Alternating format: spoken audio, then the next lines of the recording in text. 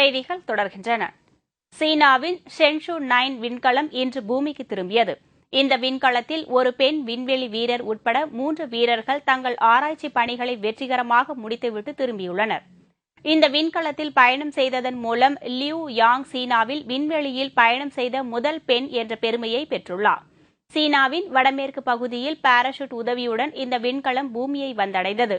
America மற்றும் ரஷ்யாவிற்கு அடுத்தபடியாக விண்வெளியில் வல்லரசாக சீனா உருவெடுத்து வருகிறது.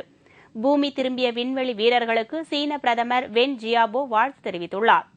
2020ஆம் ஆண்டில் விண்வெளியில் ஆராய்ச்சி மையம் அமைக்க திட்டமிட்டுள்ள சீன விஞ்ஞானிகள் அதற்கான முயற்சியாகவே இந்த விண்கலத்தை செலுத்தினர். இத்துடன் செய்திகள் நிறைவடைந்தன. மீண்டும் செய்திகள் நாளை காலை 7 மணிக்கு. வணக்கம்.